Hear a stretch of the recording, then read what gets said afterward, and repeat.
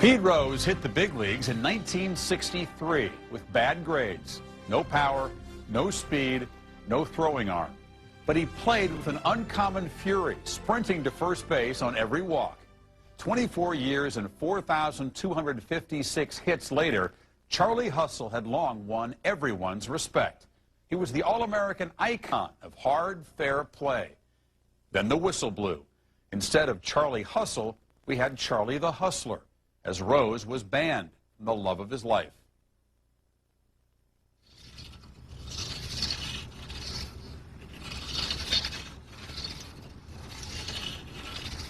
Banishment for life of Pete Rose from baseball is the sad end of a sorry episode. One of the game's greatest players has engaged in a variety of acts which have stained the game.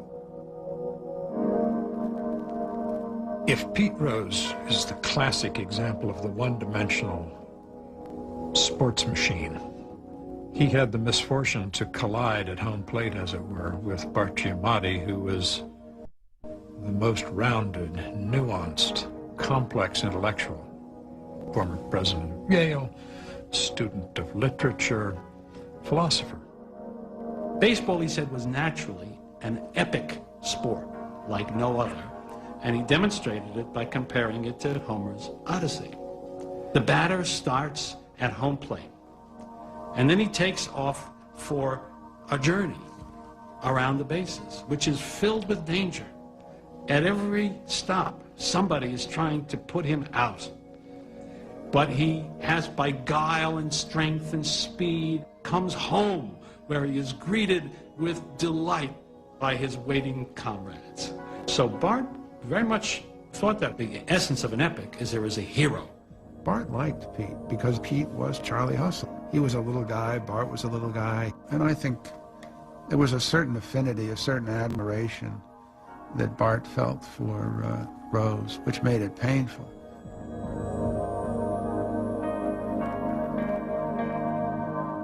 Every day, he went to a big league ballpark and walked into a clubhouse. He walked by the rules. One of the rules is that you shall not have the perception to your paying customers that something might be tainting the integrity of the competition, such as a wager. Everything rests on that. I can remember Pete going by the sign, looking at the sign, and went, yeah, geek, geek, geek, and walking, kind of laughing. Pete felt bigger than any one person in the game, and he thought Bart Giamatti was going to say, okay, Pete, just watch out there. It's, you know, watch who you hang with. And I think he was shocked, just shocked, that he did not receive the same treatment that he had been receiving for the last 20 years. I am confronted by the factual record of Mr. Dowd, and on the basis of that, yes, I have concluded that he bet on baseball. Well, regardless of what the commissioner said today, I did not bet on baseball.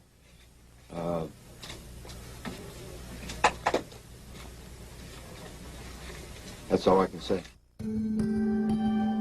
I know it's eating him up inside. Baseball, that's all that he ever wanted to do. That's all he ever talked about. I'm sure that's all he ever dreamed about when he was sleeping. Baseball, baseball, baseball, baseball, baseball. I don't think it ever occurred to Pete that he wouldn't be in that Hall of Fame. Early on in his career, that was a given to him, that his bust was going to be there with Ty Cobb, with Tris Speaker, with all the greats. Even at the very end, when he was called in to the commissioner of baseball's office, and he was made to cool his heels in the outer office, he said, hey, you got all these pictures up here, and there were pictures of all these great ball players. Why ain't my picture up there? I think he was probably also giving some kind of message like, you know, you better be careful of who you're messing with, because you're messing with history. I believe I'm the best ambassador baseball has, because I have to believe that my name is kind of synonymous with the game of baseball. Don't tell me that baseball wouldn't be better if I'm in it. You know, to me, you're two different people, and I think the public ought to know it. When you're playing baseball, you're one person. I call you a man that will do anything to win and actually... You call me an animal. Well, I call you the animal, that's right. He's the only man I ever been around that never thought he was over 18 years old. He always believed that he was young and vibrant. Pete wound up a perpetual adolescent. Pete is on an airplane, team airplane, and it hits severe turbulence. And he turns to his teammate in the seat next to him and says, we're going down. We're going down, and I have a 300 career average. Do you? You know, when kids get involved in sports, you know, the uniform is really important to them. Pete, being a kid, loved his uniform. He loved the way he looked in it. He had to wear his socks a certain way. You know, he had to have his shirt tucked in a certain way. His shoes had to be shined. Part of baseball for Pete was looking like a ball player. When I was a rookie riding on the airplanes, I used to always sit by Wade Hoyt, who did the play-by-play for the Reds for many, many, many years, and also pitched for the Yankees. He would just tell me story after story about Babe Ruth and Ty Cobb. They all seemed to have the same attitude back in those days. They all were tough. And a fight breaks out. A fight breaks out. Pete Rose and Buddy Harrelson. Both clubs spill out of the dugouts. Rose's kamikaze roll into the Mets' Bud Harrelson ignited the fight in the 1973 playoffs. But it was in the 1970 All-Star game where Rose's uncompromising ferocity was laid bare for all to see. In the bottom of the 12th, he was steaming home with the potential winning run. Rose is on the way around. Picked up by Otis. Rose is coming to the plate, throws a throw. He's in.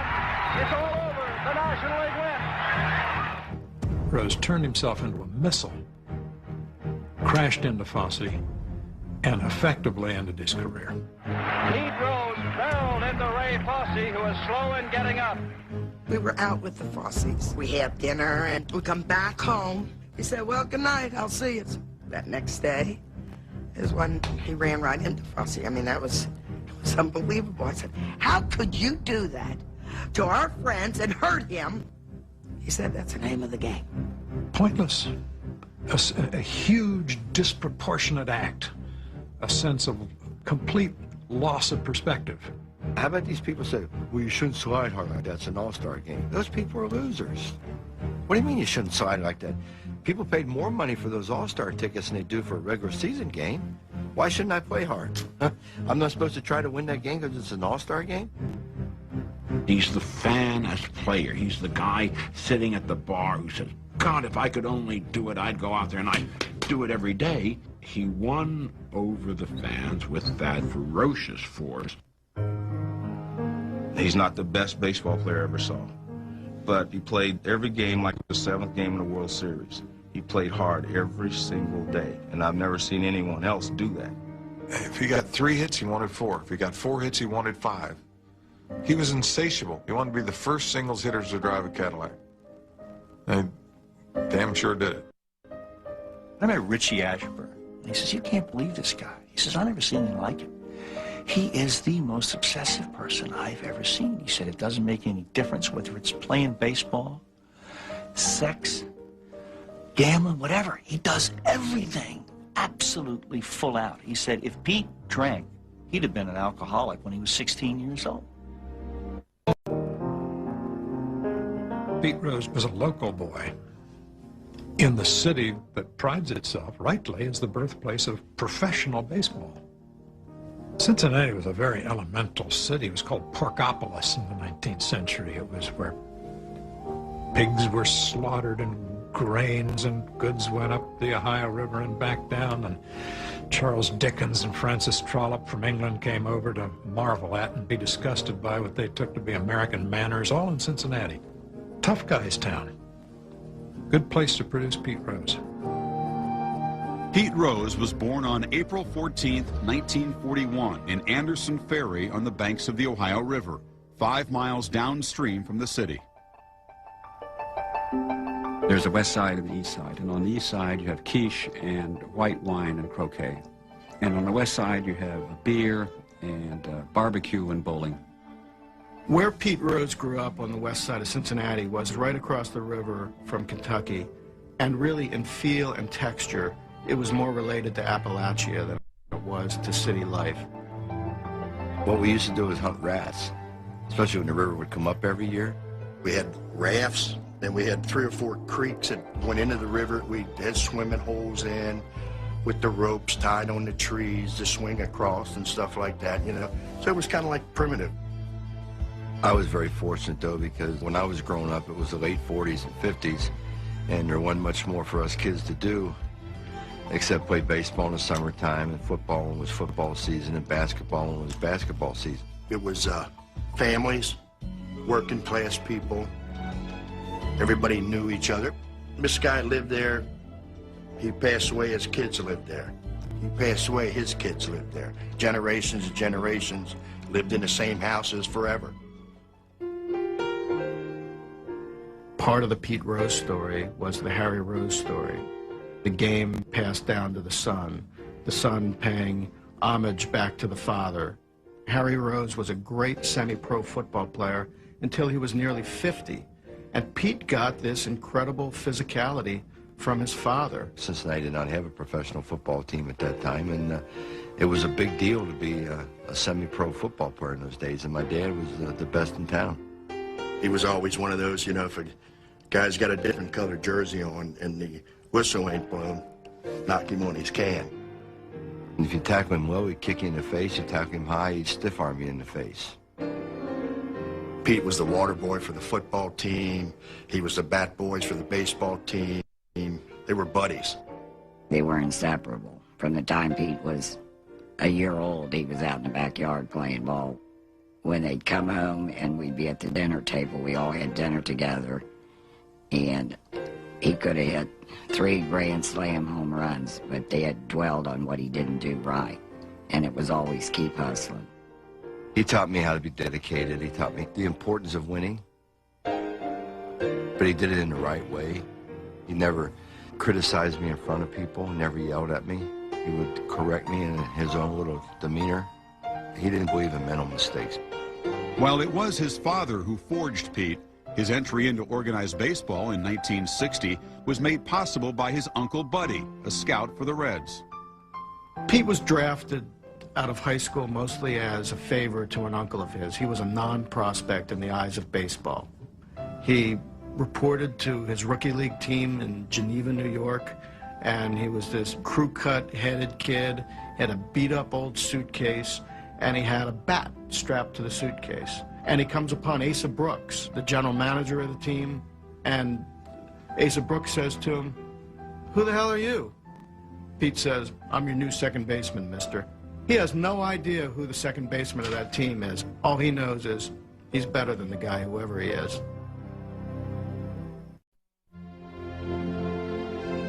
In 1963, after hitting .317 in 3 minor league seasons, the switch-hitting Rose was invited to spring training with the Reds.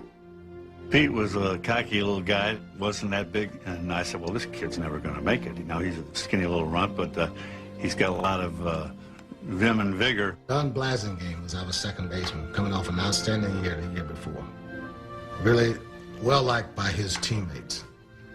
And Pete came into spring training and just, what I call really, literally ran Don Blasingame off the team with his hustle. Rookies were supposed to be seen and not heard and wait their turn, and Pete wasn't cut out that way. Pete wanted to be the star right away. He alienated just about everybody. In those days, the Reds were a real cliquish type team. They didn't know how to accept me because I was cocky. I had to be. I had to be that way to believe in myself. Pete had a different side of him that nobody could figure out. He didn't smoke, he didn't drink, and for whatever reason, he took up with Tommy Harper and Frank Robinson, and he went his own way with them. Those guys treated me like one of the gang. I don't know if because they felt sorry for me or if they just thought I was going to be a good baseball player. And they knew I wanted to win. We kind of just accepted him as one of us because we know what he was going through. We had kind of been through that kind of stuff ourselves.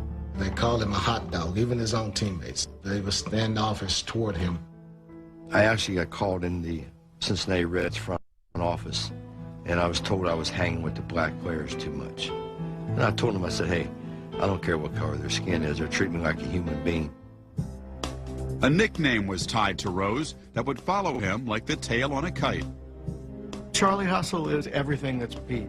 The nickname came to him from Whitey Ford and Mickey Mantle that first spring training with the Reds. They called him Charlie Hustle, and it was not a positive nickname. No one had ever seen somebody, when they got walked, run down the first like nobody's business, you know. I mean, they said, this guy is really off his rocker. Pete, being Pete, said, Charlie Hustle, that's me. He just refused to accept it as a derisive nickname. On the field, he was chesty and full of himself. Off the field, he was chesty and full of himself. After the game, Pete would have 3 young ladies. You could tell who they were, you know. They were the main headliners at some go-go joint or whatever, and Pete would walk right by the bus with a girl on each arm, and guys just said, where's this guy coming from? Where do you learn all this stuff being a rookie, you know? There was the radio star of the game show, and you got $50 for being the star of the game. And the tradition on the Reds was to pool that money. Pete said, no, I'm the star of the game more than anybody else. I'm going to keep all the money. Over time, it became perfectly clear to Pete's teammates that Pete was about money and Pete was about Pete. I can remember he went on the road, he went to L.A., and I hadn't heard from him, and I was just dating him. I thought, well, let me give him a call out in California. He was rooming with Jim Coates at that time, and I said, is Pete there? He said, oh, wait a minute, let me check. Now, wait a minute. I'm not that dumb. There's only one room, 2 beds, and a bathroom. Now, where's he gonna look? Is he under the bed? No. So anyway, he said, he's not here. Well, within 15, 20 minutes, he calls, he said, well, you sure did mess it for me. He said, there was a girl I was talking to out in the hallway. So, I mean, I should have known. When they got married, right after Pete's rookie year, I'm saying to myself, how could he marry this girl in reality? Because, I mean, he's not ready to settle down. I mean, this guy has just started. When I went to Pete's wedding, there was a banquet downtown for baseball, and Pete was going to be honored that night. So Pete left the reception. So I saw Pete for a minute at the wedding, and then he took off. I said, how could you have a reception and not be there? That's Pete. By the end of the 60s, Rose's credentials were piled high enough to impress even him. Rookie of the Year, 2 batting titles, 4 seasons with 200 hits. He was proving to be as good as he told everyone he was. One day, I remember we lost a game, and I was 0 for 4 that night. And this particular game, my day, I was outside by my car, which was unusual. And I come out, and he said, let me ask you something. Second time up tonight, when you hit that ball to second base, did you run hard to first? That's a direct reflection on me when you don't hustle on the baseball diamond. And I just wanted to bring that to your attention to let you know that someone's watching you every night when you play the game. And the someone is me.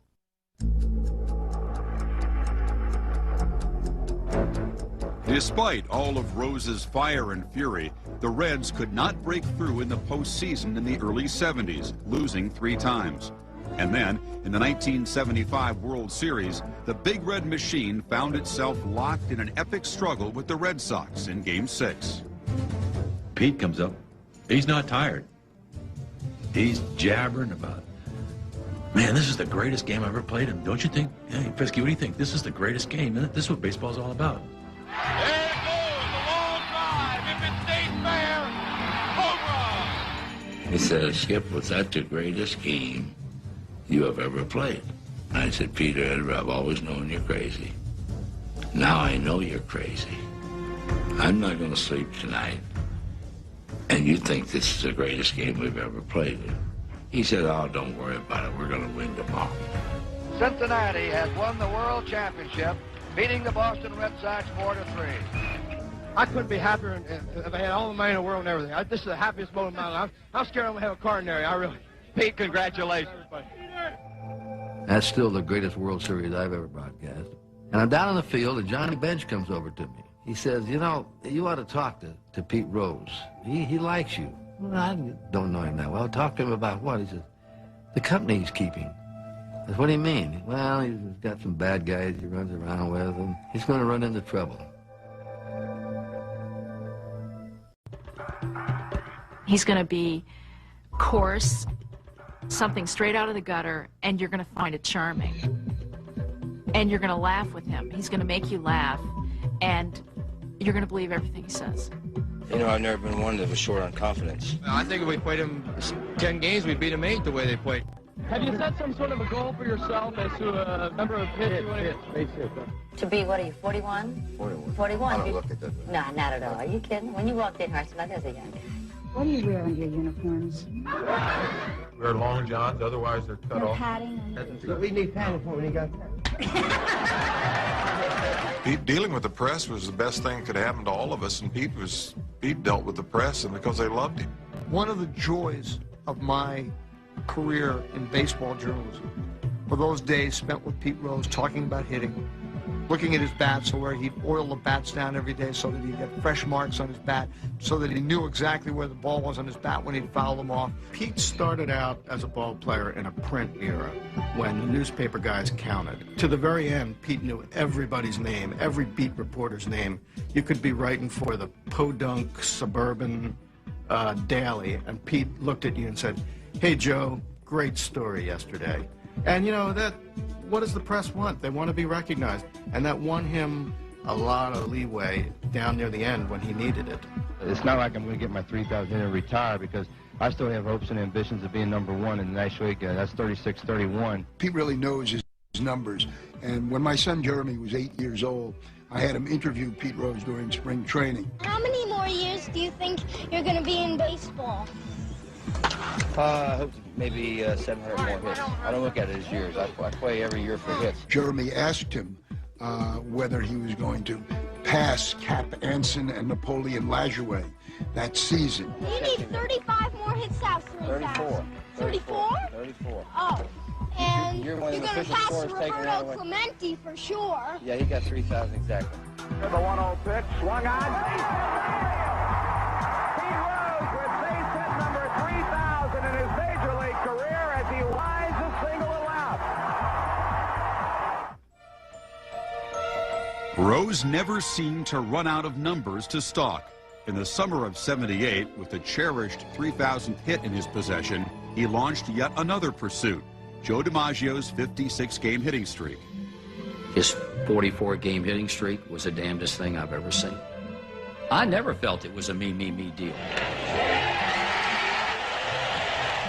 People would say to me, you know, all he cares about is hitting 300 and getting 200 hits and scoring 100 runs. I said, wait a minute. If he does all of that, that's going to enhance his team's chances of winning.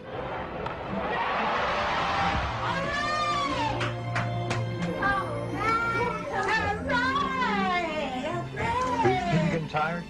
Tired? Yeah, we're getting tired of talking to you. That's Grounds one to the right side. And he keeps the hitting streak alive at 44 in a row. When baseball's second longest hitting streak stopped at 44, Rose chose to assess the blame on the Braves' Gene Garber, who refused to serve him enough fastballs. He was really upset when the streak broke in Atlanta, coming through there, and that's the first time Pete was really fuming. Off the field, Rose either couldn't accept what his wanton ways were doing to his family, or he didn't care all that much.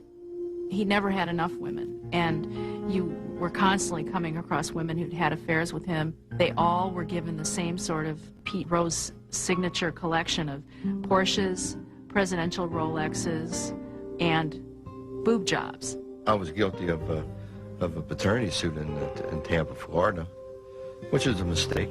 Everybody makes mistakes. But I lived my obligation for that mistake and paid every day. I came across a woman who had this child who didn't know that Pete was his father. She loved him. She was still in love with him. And the sad part about it is that she was involved with him when she was a high school girl wearing a Catholic schoolgirl's uniform. Pete observed no rules. Women on the road, women at home. You know, that was a ball player's birthright. His first wife, Carolyn, actually said, Pete, you know, you want to go have a girlfriend? There's nothing I can do about it. Just don't embarrass me in Cincinnati. So what did Pete do? Embarrassed her in Cincinnati. Rose's latest conquest was Carol Woling, a Philadelphia Eagles cheerleader who would become his wife in 1984. I got her at the Reds ball game. Well, she's standing there gonna get a Coke. She had a necklace on that had an on and off switch that had a diamond in there. Come on, that's my daughter's. Are you nuts? Don't be giving some woman a diamond unless you're gonna give it to my kids. I just went and I grabbed it off of her. She hurried up and ran. I'm sure it offended some people, but, you know, I was little, and I just want to be around Dad. I could care less if there was 87,000 women or no women or whatever, as long as I was next to him. He can take everything else away from me. Everything. He can't take my children. He can't take Fawn. He can't take Pete. These are mine. These are mine. You gave them to me, Pete. And I hope that one day that he can actually say, I did love you, kids. And I didn't know how to say I love you. Baseball is everything. That's what was important. But if you have the choice of being a superstar or being a superstar dad, I'm going to pick being a superstar dad just because of my experiences. I know what it's like to come from a divorced family. It's not important to put the blame on somebody today because it's something that's in the past, is over with. Forget about it. You know, they go on with their life, I went on with my life, and Pete's going on with his life. And my little girl's, Fawn's going on with her life in Seattle. So, you know, everybody seems to be pretty happy right now, and that's the important thing, not the fact that were you happy in 1979. Who cares?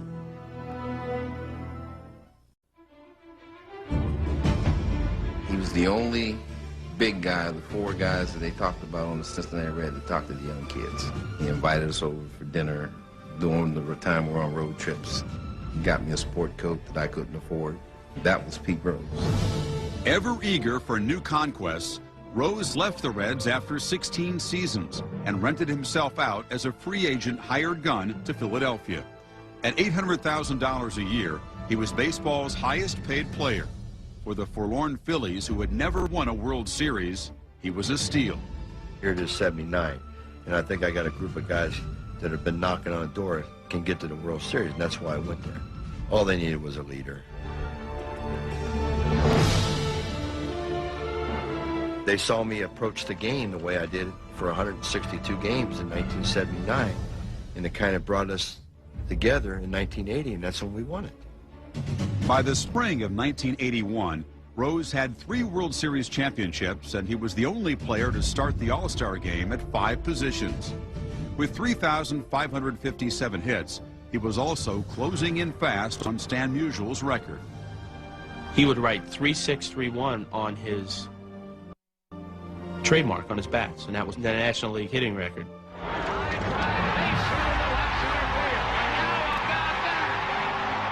And once he got that, then he put 4,000 on there. Once he got the 4,000, he put 4191. He could see Ty Cobb's record whenever he picked up his bat. Hello. Hello. Pete Rose? Yes, sir. This is Ronald Reagan. How you doing? Well, I don't know. I'll tell you. I've had as much trouble getting this line, or a lot. I think I had to wait longer than you did to break the record. Well, we were going to give you 5 more minutes, and that was it. Age began to thicken Rose and slow his bat speed, but there was still a market for a player chasing a record. So Montreal took him in 1984, and then he ended up full circle back in Cincinnati later that year as player manager. On September 11th, 1985, Rose, at 44, finally was able to hug the record that was his grand obsession. If you have a lump in your throat, you're only human. Everybody on their feet here at Riverfront Stadium. 2-1 pitch from Shaw into left center. There it is. Rose has eclipsed Cobb. That's number 4,192. All my emotions always stayed inside of me. You know, you play a certain way for a certain amount of time. People didn't think that I had feelings. For Pete Rose, this certainly is crowning achievement. Now all of a sudden it's 7 minutes. Now all of a sudden it's 8 minutes. And I'm the only one on the field. That's the only time in my life I was ever on a baseball diamond and felt uncomfortable. I didn't know what to do. You start thinking about people responsible for you being there. And in my case, my father, my biggest idol I ever had, who had passed away in 1970. And that's what brings the tears to your eyes.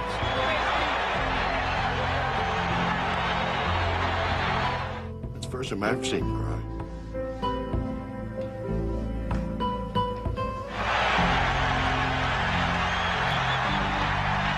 And son Petey Jr. That That was basically the first time he really grabbed me and hugged me. He just said, "I seen your grandfather in the sky." And he just turned and he told me he loved me. What happened to me at first base that night, and what happened to the fans, they didn't realize that they were actually seeing 3 generations of Pete Rose flash in front of their eyes in 9 minutes.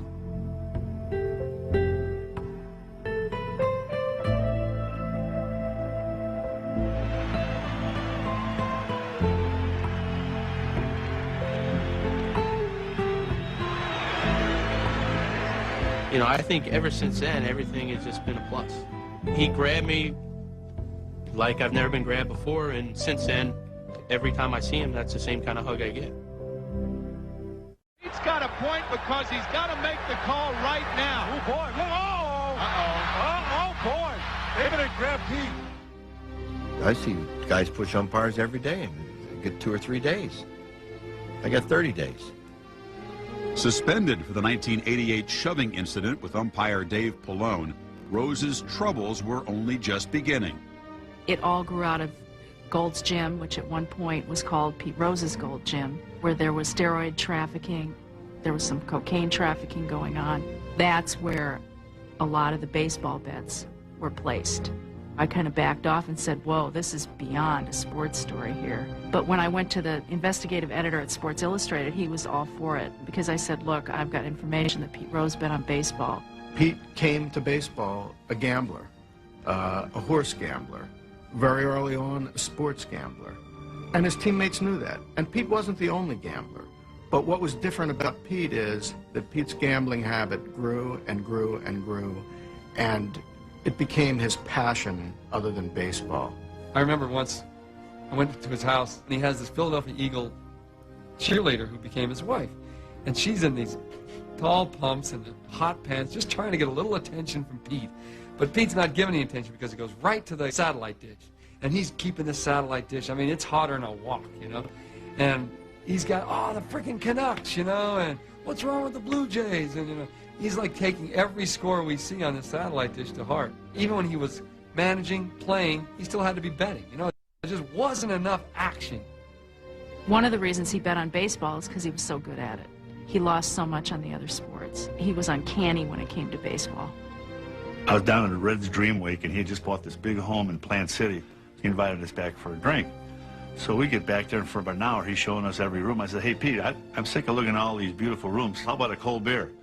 So he took us up in his room, and he opened up this refrigerator. He said, how about some cold cash? And he threw each one of us a big bundle. We were all like $100 bills, you know? There was like about maybe $200,000-$300,000 worth of cold cash. Well, if you're a gambler and you don't want to be discovered as a gambler, then you pay your debts, you pay off your bookies. Pete didn't pay off his bookies. For a long time, he was dealing with pretty small-time bookies in Cincinnati. He said, oh, well, that's Pete. And I think it was like a lost leader for them or a write-off. But at the very end, he was dealing with mob-connected bookmakers. When he didn't pay off them, you know, that was a different story.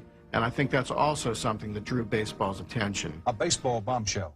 Inside and outside a courtroom today, reports of the strongest evidence yet linking Cincinnati Reds manager Pete Rose to charges of betting on baseball and betting on his team. 9 witnesses, in one way or another, give information about Pete Rose betting on baseball or the Reds. We had his hotel records, we had the cell phone records, we had the middleman records, and we just lined them up. And you can just see it's absolutely overwhelming what he was doing every single night. There are a number of people who are close to Pete who say, yes, he bet on baseball. And a lot of these people, Paul Jansen, Tommy Giosa, Ron Peters, are not friendly with each other. Some of them put each other in jail. They have no reason to get together and make up stories about Pete Rose. We would sit in the clubhouse just like you and I are sitting here, and he'd be, you know, putting on his uniform or whatever and looking over the sheet and just picking up the line, get an outside line and bet the game or have me bet it. And we didn't think it was anything wrong. I think that's the sickness. You know what I was guilty of? I was guilty of associating with bad people. People who I trusted, people I thought could be friends, and they end up being bad people. I didn't cooperate with Major League Baseball or the federal government. Only out of loyalty. I told Pete in Boston at a baseball card show that hey, Pete, you just blame me for everything. And he said he's going to take baseball to trial. And he said, they ain't going to throw me out of this effing game. In the vacuum where he should have had real friends, that vacuum was filled by hangers-on, dim-witted, muscle-building, steroid-using, probably lowlives. After a 3-month investigation by Major League Baseball, Commissioner Bart Giamatti got Rose to sign an agreement on August 24, 1989, banning him from baseball for life without finding him guilty of betting on baseball. This represented the ultimate exile. Rose was ineligible for the Hall of Fame. He stonewalled, he played hardball with Bart Giamatti. What he didn't know was that Giamatti wanted to corner him that way, to get him out of baseball. He didn't want that fight to go on for years and years. And Pete took the bait. He was so desperate not to admit his gambling addiction that he would do anything not to confess. I admitted I bet on football. I admitted it. I did, and I was wrong. I was really wrong. You think I wish none of this had happened? There were even more dire consequences awaiting Rose beyond baseball. Mr. Rose failed to report to the Internal Revenue Service gross income from baseball card shows, autographs, personal appearances, memorabilia sales. In 1989, every agency in this country investigated me because of baseball. One day they come out and say I lost $500,000 here. Next day I won $300,000 here. Next day I lost $400,000 here. Who's paying the taxes on this money? We got to investigate this guy. So what did they do when they investigated? They found out I had paid my taxes by 4%, which was wrong. All my problems were created from that baseball investigation. In August 1990, Rose began serving a 5-month term for tax evasion at a minimum security prison in Marion, Illinois. He didn't want me to go up there because he knew it would be tough on me, but I insisted on going up there, and once I did, and I left, well, that's rough. I hope, you know, I don't wish that upon anybody. I mean, not to be able to take your dad with you when you leave a place like that, forget it. I mean, that tore me up.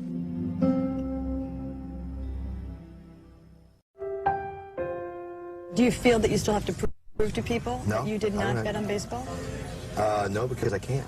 No one will ever prove I did. And I can't prove I didn't because you can't prove something that didn't happen. They asked me, did I bet on baseball? And I said no, but I bet on football. Is your position still that you did not bet on baseball? Sure. I mean, my position is this, that when I sign the agreement with the commissioner's office, it's a done deal. I signed there'll be no finding or no omissions that I bet on the game of baseball. 4,256. Pete Rose.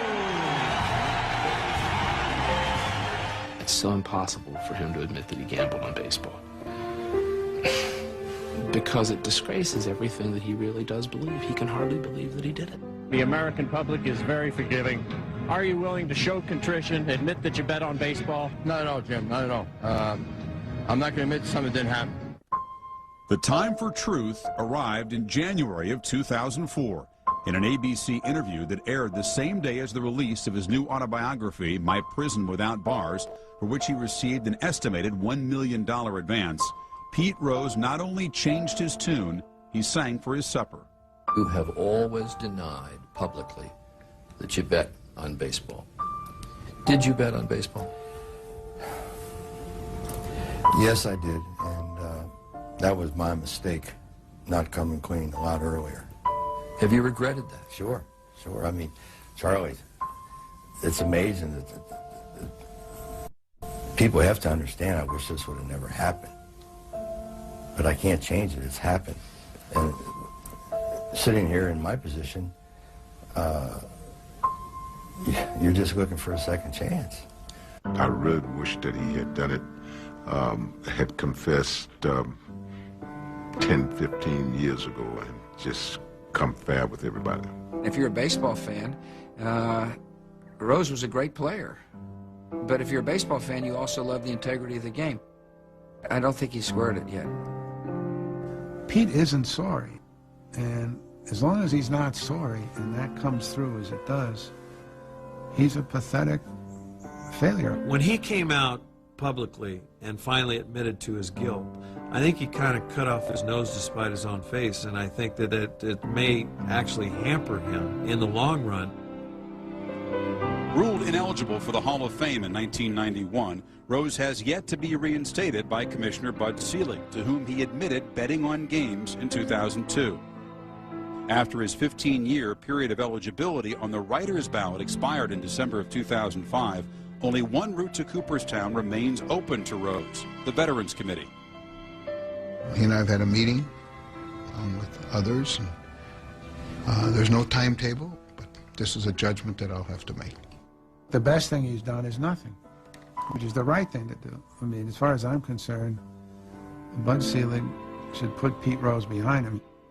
A lot of fans who felt that his denials were compelling suddenly feel like, well, I feel like an idiot. I've been backing you for 14 years, and now you tell me you were lying with a straight face the entire time. I think it remains for a lot of people almost impossible to reconcile. A lot of people simply divide their thoughts about Pete Rose into two categories. You know, I think he should be in the Hall of Fame, but I'm ashamed of him. I said I would vote for Pete Rose if he were on the ballot. And Frank Robinson jumped me one day in spring training and was mad at me. You can't vote for that guy. And here I'm thinking, I thought I was doing the right thing, but here's a contemporary player, Pete Rose, a guy in the Hall of Fame, basically saying we don't want him in the Hall of Fame. There's a lot of Hall of Famers who are totally against him. If Pete thinks he's above the law, then he's wrong. The integrity of the game is impugned. We don't want any part of anybody that ever gambled on the game of baseball in this Hall of Fame. He made an impact on the sport of baseball. He was the game's all-time hit leader. If the Hall of Fame truly does celebrate the history of baseball, which I believe it does, he's got to be in the Hall of Fame. I love playing with him. I love playing for him. I think he should be in the Hall of Fame, but as far as managing again, I don't think that's going to happen. I don't think it should happen. Everything that Pete has done since he made these mistakes back in the 80s, the late 80s, has been about Pete, not about baseball. And until that changes, I think that he will continue to be banned from the game. He has to make this about the game of baseball, not about just what's good for him. And I think certainly if I saw that and I saw changes in his life, I would vote for him. It is terribly important not to have gambling on contests in which you're a participant. Even if, I don't care if you're betting on yourself to win, doesn't matter. Why? That taints what professional sports sells, which is the integrity of each day's competitive event.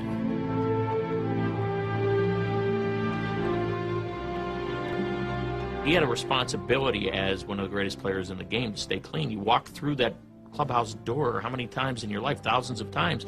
What's the red letter say? Do not gamble on games. So he was lying every time you walk through that door. The byword of the 80s that came from the movie Wall Street is greed is good, greed works.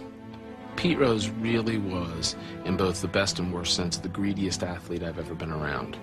He was greedy to have the most hits in baseball, to have the most fun, to have the most women, to have the most fame and celebrity. The problem with greed is good is that greed is also shallow, and Pete totally bought into greed is good, and in the end, he fell in love with it, and it really disintegrated him.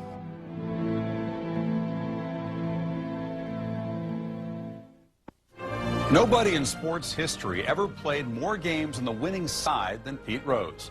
How do we know that? Pete Rose said so. When it came to numbers, Rose was hard to challenge.